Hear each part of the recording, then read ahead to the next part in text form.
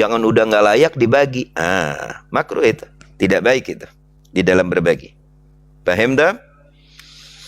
Mimma tuhibbun ay tatasaddaqu, bersedekahlah anda, min ahabbi amwalikum, min dari ahabbi yang paling anda cintai, amwalikum dari harta kalian.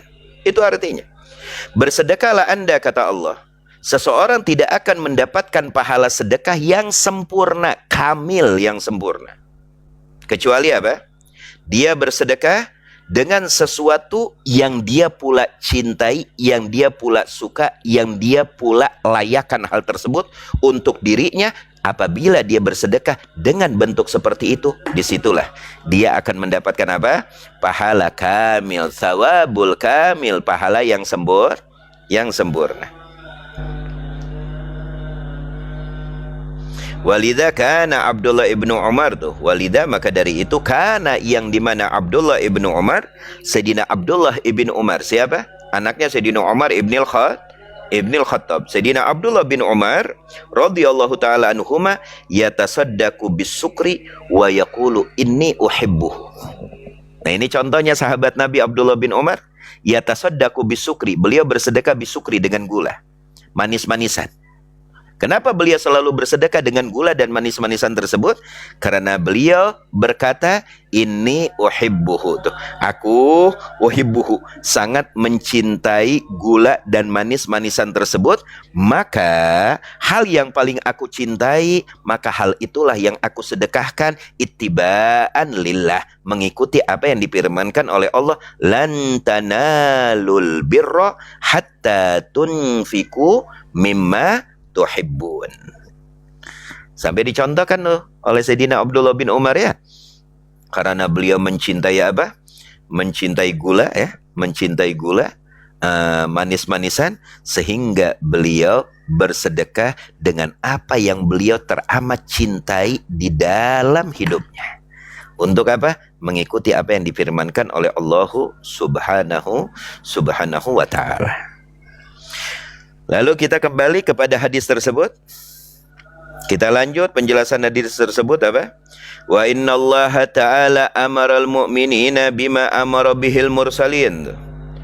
Wa innallaha, dan sesungguhnya Allah Ta'ala yang maha tinggi, amaral mu'minin, Allah amara, telah memerintahkan al-mu'minin, kepada orang-orang yang beriman, bima, dengan apa, amara, Allah perintahkan, bihi, dengan hal tersebut, al-mursalin, kepada para rasulnya Allah. Jadi Allah memerintahkan kepada kita al-mu'minin, orang-orang yang beriman, seperti Allah memerintahkan kepada para rasulnya. Dan salah satu perintah dari Allah kepada para rasul dan orang-orang yang beriman apa? Aklul halal wa malul halal, makan dari makanan yang halal, wa malul halal, carilah duit dengan cara yang halal.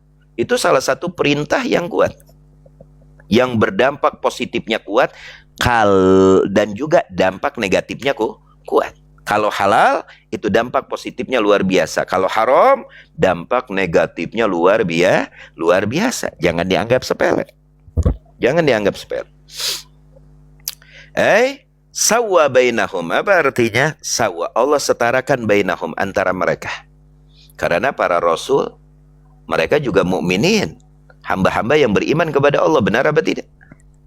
Al-mu'minin, para umatnya, mereka juga yang beriman kepada Allah, berkah para nabinya, berkah ajakan para nabinya. Fil khitab itu, yang artinya sawa, setara, fil khitab, di dalam khitab, tuntutan. Tuntutan syariat yang Allah syariatkan di dalam bentuk apa? Biwujubi aklil halal, dengan wujubi, diwajibkan, aklil halal, memakan makanan yang halal. Nggak nabi, nggak umatnya, sama khitab. Yang halal itu dituntut kepada para nabi dan juga umat. Bukan hanya kepada umatnya saja, ya. Para nabinya pun dituntut. Bagaimana para nabi dan rasul menyontohkan untuk memakan makanan yang halal. Untuk menyontohkan kepada siapa? Untuk menyontohkan kepada siapa? Untuk menyontohkan kepada umatnya. Jelas apa tidak? Waqala ta'ala, Allah berfirman, ya ayyuhar rusulu, wahai para rasul, rasul Allah, kulu minat thayyibat, kulu, makanlah kalian dan hasilkanlah makanan minat thayyibat. Apa minat thayyibat? Min halalin, min dari halalin, dengan cara yang halal, dengan bentuk yang halal, dengan kualitas yang halal. Awas, hati-hati. Itu ingatkan anak-anak kita. Karena khitab tuntutan syariat untuk diwajibkan memakan makanan yang halal itu tertuntut kepada para rasul dan umatnya setara. Tidak ada bedanya. Nabi wajib makan halal dan umatnya pun wajib makan yang halal. Dengan cara yang halal, dengan bentuk yang halal. Dihasilkan dengan cara yang halal. Wa'malu shalihat. Kulu minat thayyibati wa'malu shalihat. Dan beramal soleh, solehlah kalian. Itu khitab kepada para nabi dan juga kepada umatnya. Wa qala ta'ala, Allah berfirman, ya ayyuhalladzina amanu kulu min thayyibati ma razaqnakum. Wahai orang-orang yang beriman, tuh khitab dari Allah kepada mereka yang beriman kepada Allah dan kepada para nabinya. Apa Allah katakan? Kulu, makanlah kalian, hasilkan makanan tersebut min thayyibatin, min dari thayyibatin, halal, dari hal yang halal, dari bentuk yang halal, dengan cara yang halal, ma razaqnakum, dengan apa-apa yang telah aku berikan rezeki kepada kalian. Ay min halalin ma khalaqnahu naf'an lakum. Min thayyibatin artinya min halal, min dari halal, hal-hal yang halal. Ma khalaqnahu, ma apa khalaqnahu, yang telah aku ciptakan, naf'an lakum, bermanfaat lakum untuk kalian. Allah ciptakan ini semua. Tinggal bagaimana manusia mensortir. Bagaimana dia menghasilkan yang halal, makan makanan yang halal dengan apa yang telah Allah berikan rezeki di alam semesta ini. Semuanya rezeki dari Allah, benar apa tidak? Harta dari Allah, air dari Allah, buah-buahan dari Allah, makanan dari Allah, otak Allah berikan, gerakan dari Allah, kekuatan dari Allah. Fungsikan apa yang telah Allah berikan kepada kita untuk apa? Mensoltir. Soltir dalam apa? Mensoltir mana yang halal dan mana yang haram. Ambil hal yang halal, tinggalkan hal yang haram. Karena itu tuntutan dari Allah.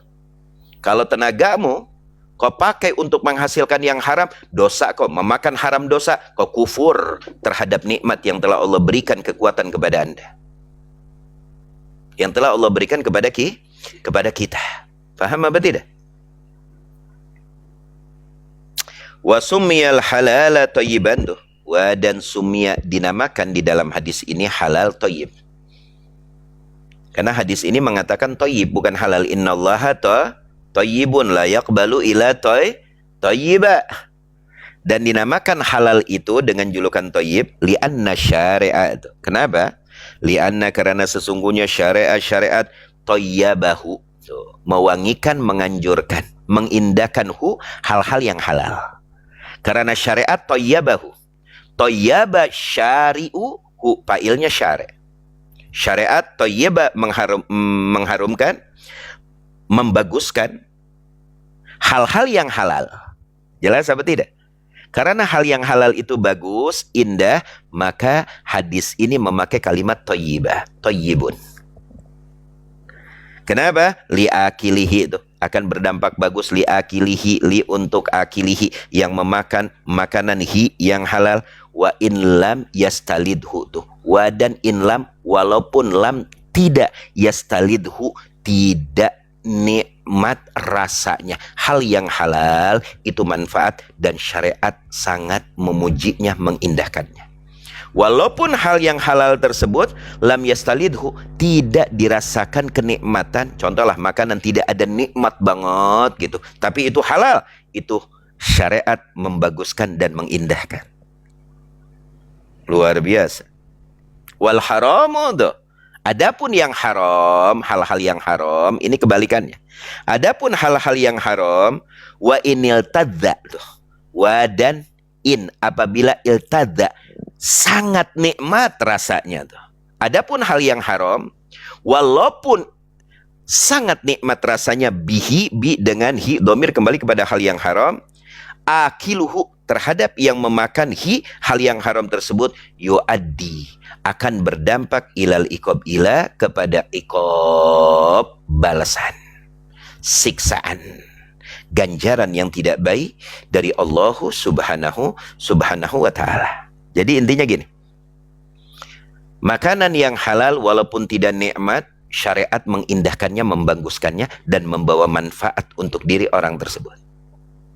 Tapi makanan yang haram, wa inil tadza bihi, walaupun iltadza, nikmatnya luar biasa, tapi itu hal yang haram, maka itu akan berdampak ilal iqab, siksaan, balasan yang tidak baik, dan akan berefek negatif yang begitu luar biasa terhadap pemakannya.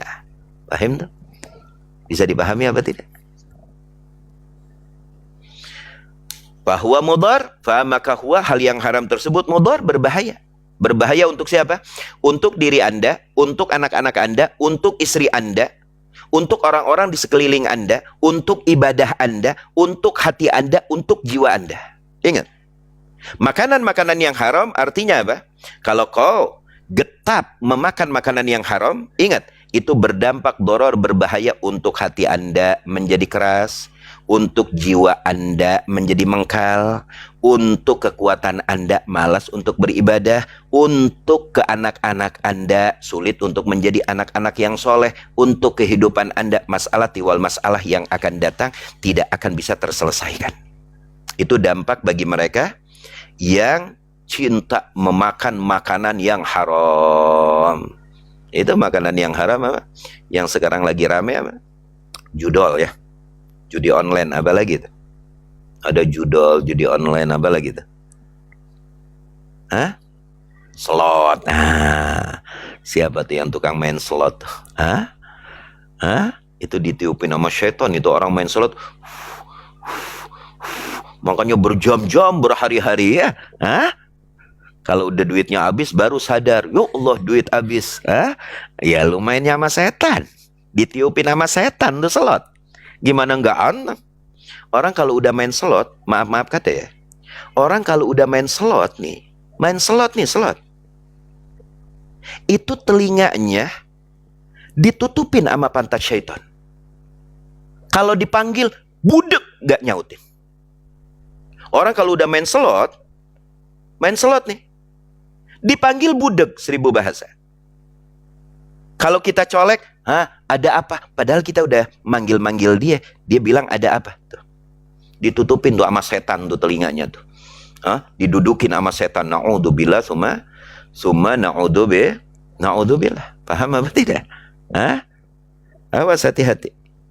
Jangan sampai kita menghasilkan uang dengan cara-cara yang zaman sekarang 1000 cara ya. Bentuk judi itu 1000 cara, dan judi itu haram mutlak. Haramun mutlak. Paham? Wa qaulu Syafi'i radhiyallahu ta'ala anhu. Nah, perkataan Imam Syafi'i, apa yang dikatakan oleh Imam Syafi'i? At-tayyib al-mustalad. Tayyib itu al-mustalad yang nikmat. Arada bihil mustalad, apa arada yang dimaksud oleh Imam Syafi'i bihi, paham? Al-mustalad itu apa? Syara'an la hissan, syar'an. Mustalad itu artinya nikmat, sesuatu yang halal. Thayyib itu diartikan oleh Imam Syafi'i di dalam hadis tersebut mustalad, nikmat itu thayyib. Tapi yang dimaksud nikmat itu oleh Imam Syafi'i syar'an, di dalam pandangan syariat. La hissan, la bukan hissan, bukan rasa. Paham? Imam Syafi'i menafsirkan thayyib di sini, di dalam hadis ini mustalad, yang nikmat. Arti nikmat di sini di dalam syar'an, pandangan syariat, menurut syariat. La hissan, la bukan hissan, rasa. Paham? Kalau rasa mah mungkin hal yang haram lebih banyak yang lebih nikmat ya. Tapi yang halal juga nggak kalah banyak nikmatnya ya. Hah? Cuma emang dasar hati dan jiwanya aja ya. Hah? Terdorong kepada hal-hal yang haram, demen banget. Sehari nggak makan haram mungkin pusing balanya, ada orang kayak gitu. Na'udzubillah, suma na'udzubillah. Sehari aja dia nggak makan makanan yang haram, tidak menghasilkan uang yang haram, mungkin pusing. Ada orang seperti itu, ada. Na'udzubillah, suma na'udzubillah ya. Amit-amit jabang bayi ya. Kalau kata orang dulu apa? Amit-amit jabang bayi. Apa artinya amit-amit jabang bayi? Saya pun tidak tahu. Siapa itu jabang bayi? Siapa itu yang dia bilang ya jabang bayi ya? Paham tak? Tuh lihat. Ala tarad. Kata Imam Syafi'i, ala tarad. Apakah kalian tidak melihat anna lahmal khinziri, tuh, anna sesungguhnya lahmal khinzir, daging babi, ladzidun, nikmat. Tuh lihat, kata Imam Syafi'i apa? Ala tara anna lahmal khinzir ladzidun.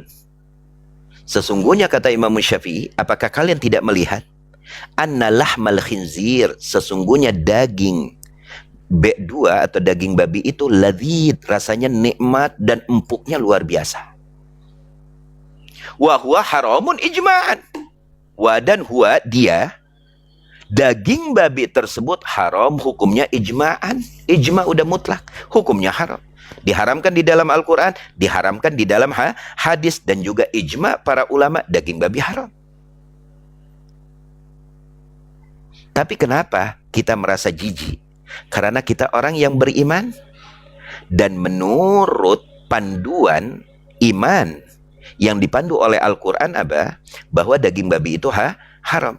Timbullah aura iman kita bahwa kita merasakan sesuatu yang jijik terhadap apa-apa yang diharamkan oleh Allah. Tapi orang yang imannya hilang, imannya redup, dia akan menyantap apapun, yang penting nikmat. Tuh ciri orang imannya redup. Tapi kalau orang beriman melihat yang diharamkan, walaupun nikmat rasanya, kita udah merasa jijik. Jelas apa tidak? Itu karena aura iman yang ada di dalam hati, dan kita mengikuti panduan Al-Quran. Tapi pada hakikatnya kata Imam Syafi'i, apakah kalian tidak melihat sesungguhnya daging babi itu ladzid, nikmat, wa huwa haram, dan diharamkan oleh Allah Subhanahu wa taala. Itu ujian buat kita, ujian buat iman kita, ujian buat ketaatan kita. Mungkin daging babi itu mungkin lebih halus ya, lebih lembut daripada kambing dan yang lain-lainnya, mungkin seperti itu ya. Paham toh? Luar biasa. Tapi daging tersebut hukumnya apa? Haram. Kenapa? Kita melihatnya jijik, yaitulah aura iman kita. Karena Allah mengharamkan, Rasulnya mengharamkan daging babi tersebut. Maka timbullah di dalam aura iman kita, kita merasa jijik. Karena itu diharamkan oleh Allah dan Rasulnya. Tapi pada hakikatnya nikmat nggak? Nikmat. Beb, yang benar nikmat. Kalau ente nggak percaya, ente coba sendiri. Gue nggak mau nyoba. Paham? Naudzubillah, suma naudzubillah. Paham dah?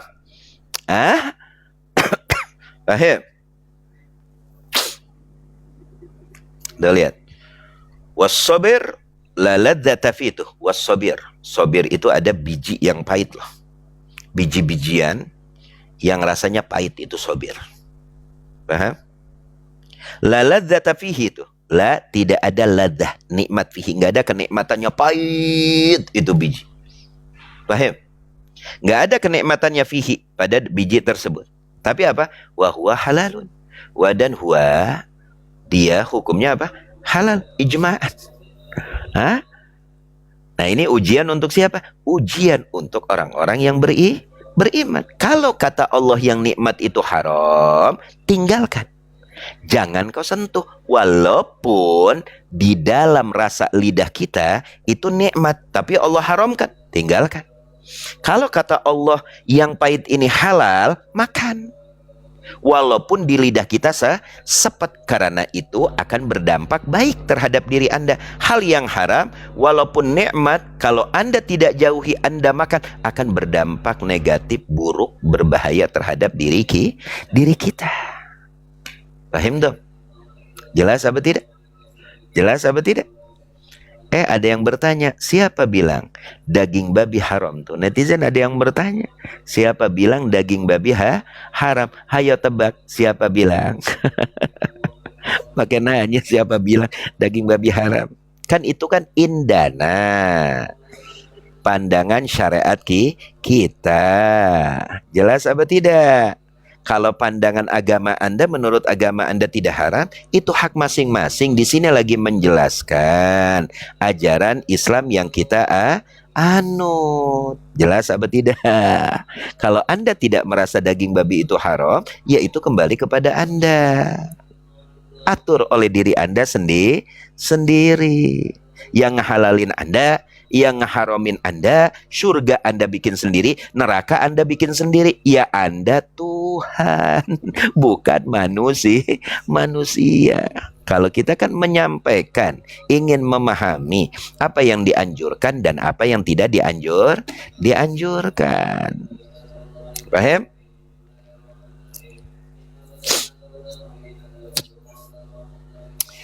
Waruwiya anna Umar, sesungguhnya Sayyidina Umar ibnu Abdul Aziz. Nah, menurut siapa Sayyidina Umar ibnu Abdul Aziz? Amirul Mukminin yang dikatakan oleh Imam Syafi'i apa?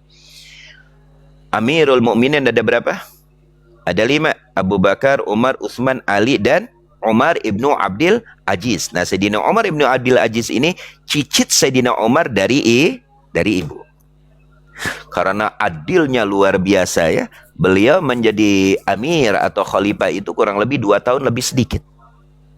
Itu keadaan menjadi berkah, keadilan menebar di mana-mana, sampai serigala dengan kambing duduk akur ngopi bersama. Saking adilnya.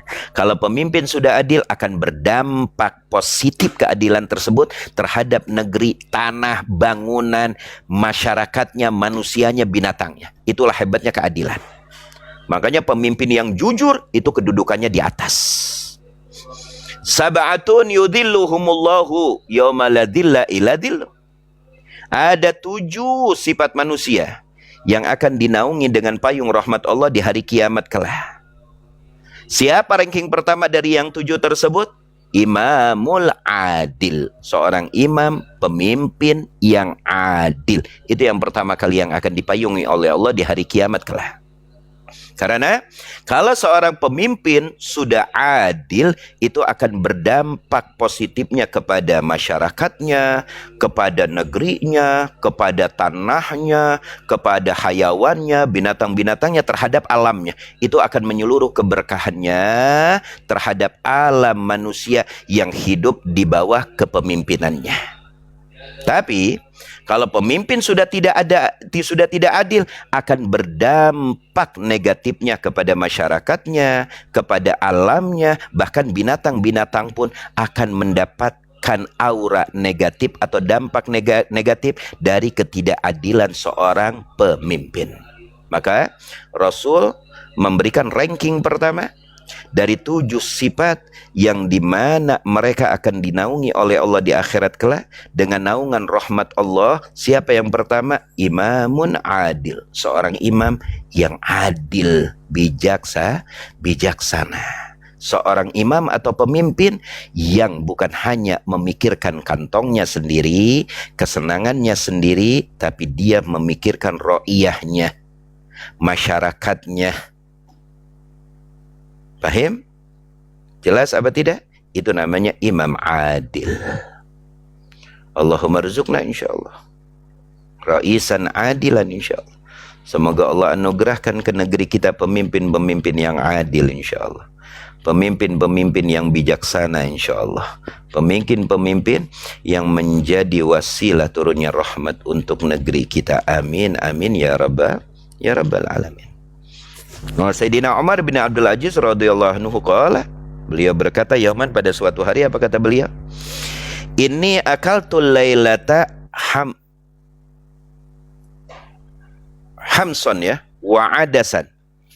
Fanafakhani faqala lahu ba'dul qam ya amirul mu'minin innallaha ta'ala yaqul fi kitabihi kulu min thayyibatim ma razaqnakum. Nah.